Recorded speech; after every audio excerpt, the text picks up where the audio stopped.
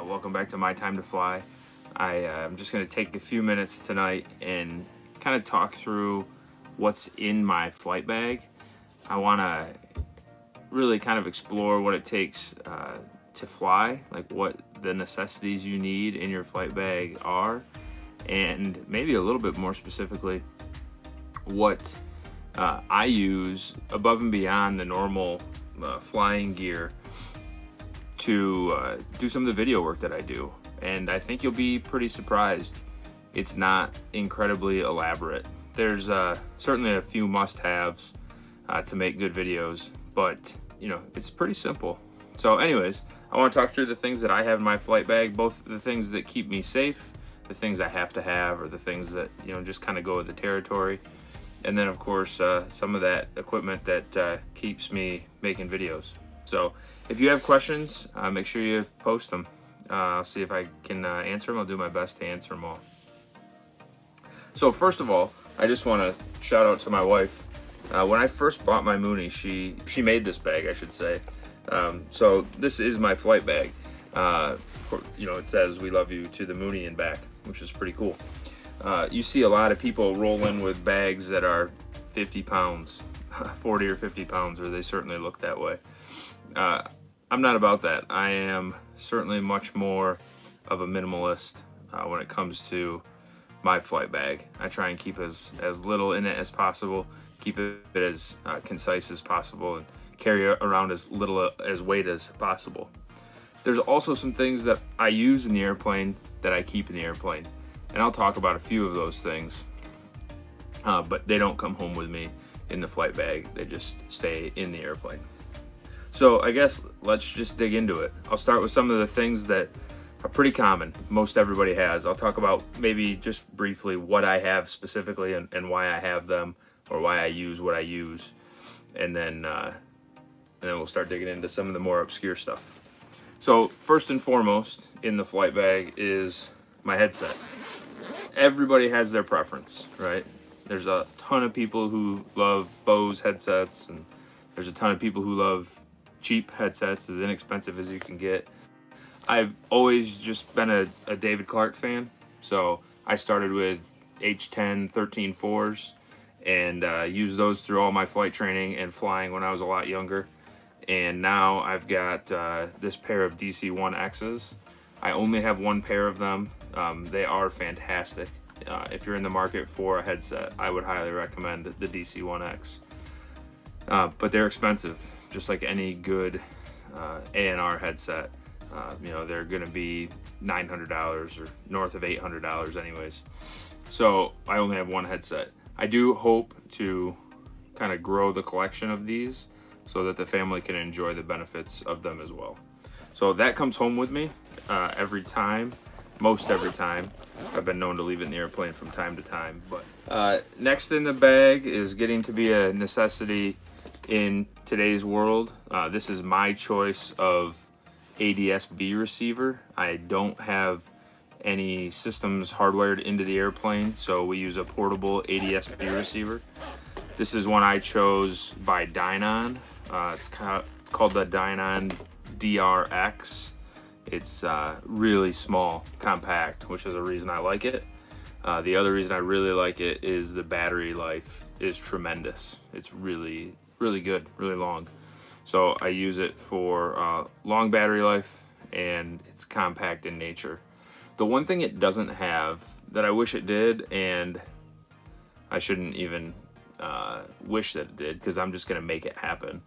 It doesn't have a holder. Doesn't have specifically, it doesn't have a suction cup mount to go on the window of the airplane. A lot of the other styles of ADS-B in receiver have that suction cup mount to go right onto the window of the airplane. So I'm not a design guy, I'm not a drawing guy, but I do happen to work somewhere where we have a few CNC machines and 3D printers.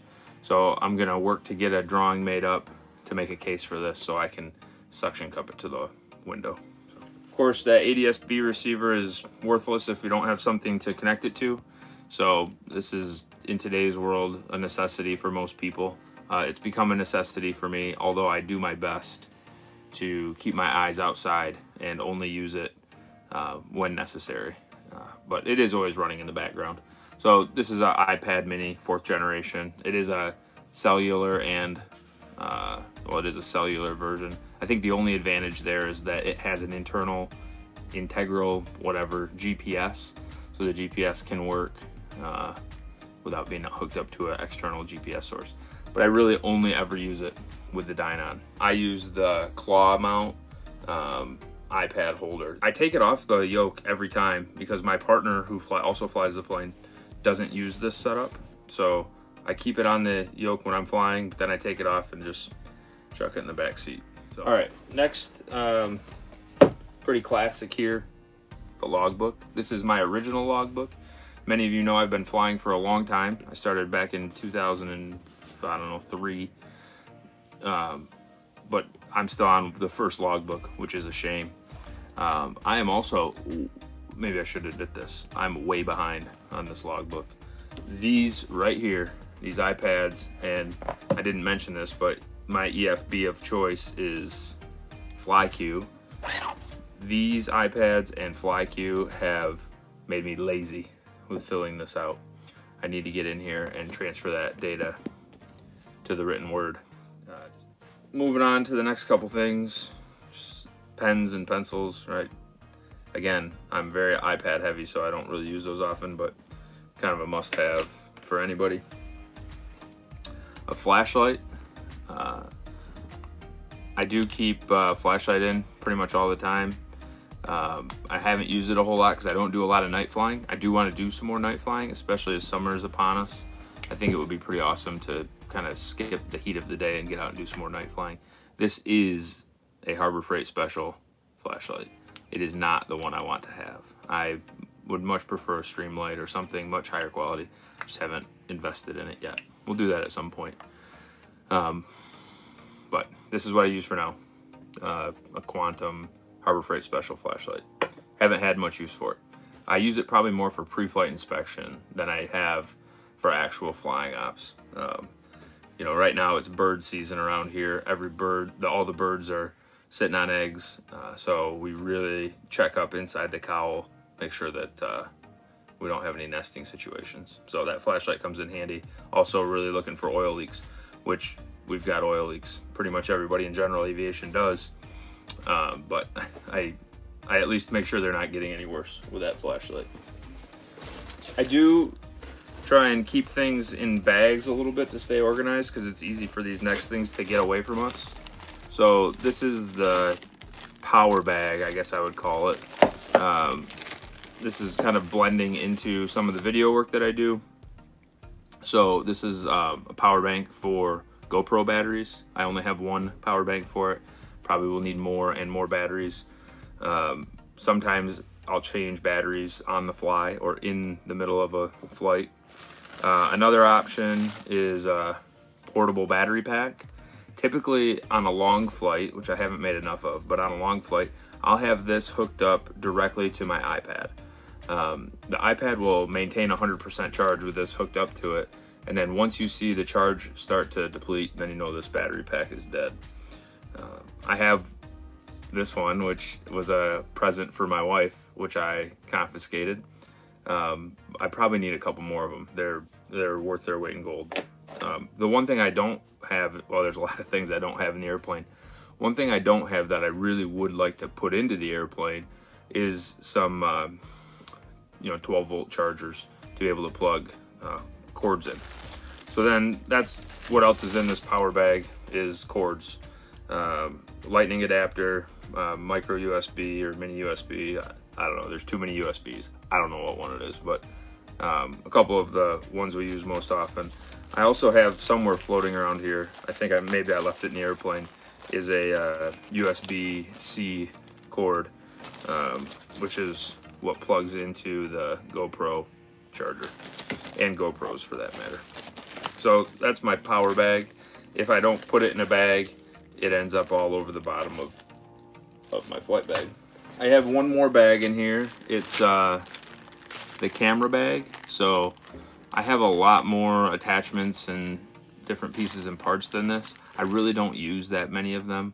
But these are backups in case something breaks, or if I'm trying to put a camera somewhere that I haven't previously put it, that would all be in here. So it's just adapters and little devices to turn the cameras. And then on the back side, I have an adapter for my headset to be helicopter capable. I haven't had the chance to use that yet. I thought I was going to earlier this year, and I might still. I just have kind of lost the pursuit of it.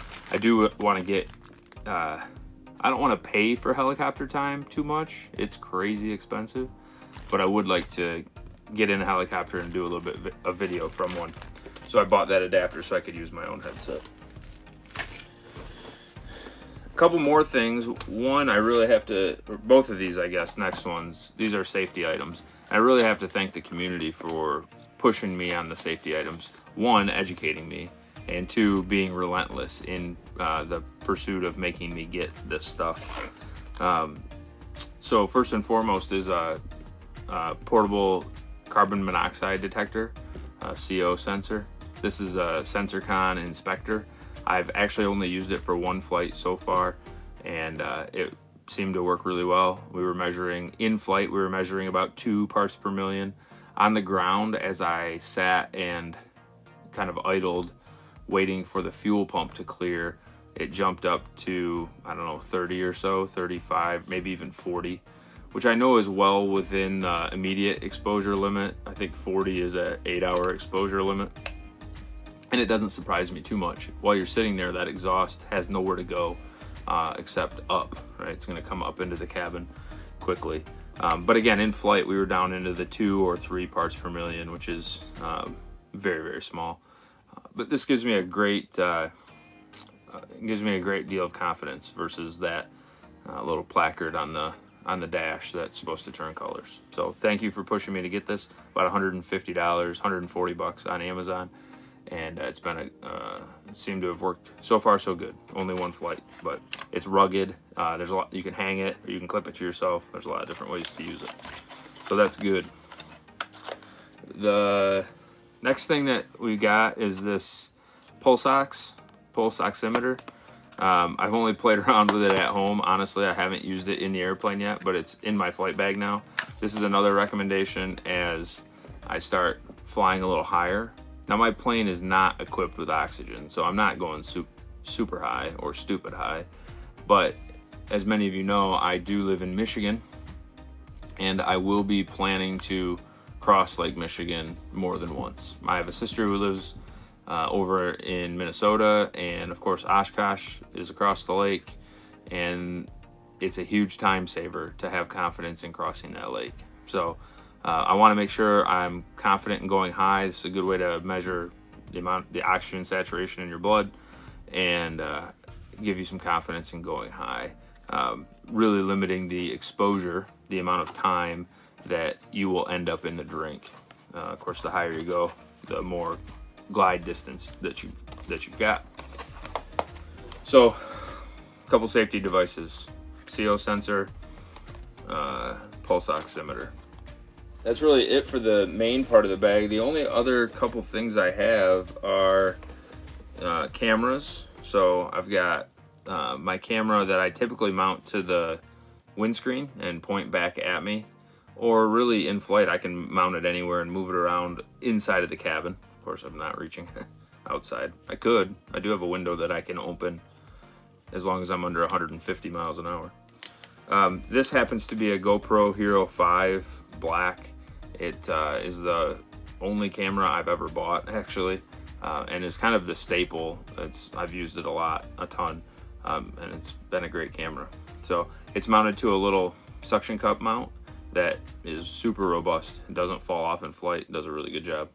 I do have one more camera. This is typically my camera that is positioned up behind me, overhead, and points out the windscreen.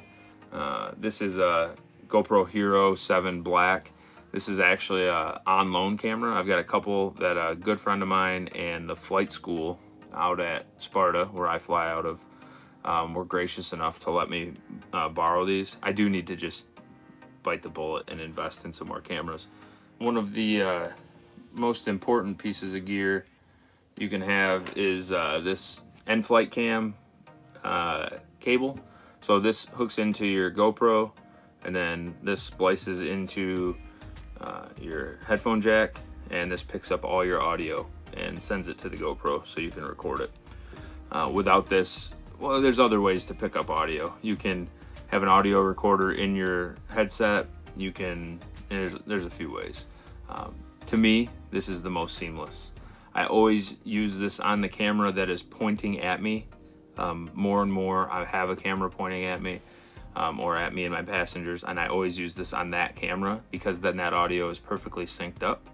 If you used it on the camera behind you, then you would have to try and sync it up to the audio or the video on your other camera, which is a pain if you use cheap software like I do. I think you can buy a lot more expensive software that helps kind of mitigate that. But for me, it's been a great cable. Hasn't failed me yet. Anyways, that's what I've got in my bag. That's what I bring to the airport with me every time I go. It's served me pretty well so far. I will continue to expand my gear and try and make the best possible videos and bring the best content that I can for all of you. I really can't say thank you enough. Everybody out there has supported this channel. We've had a ton of growth lately, which has been fantastic, and it really motivates me just to do more and more.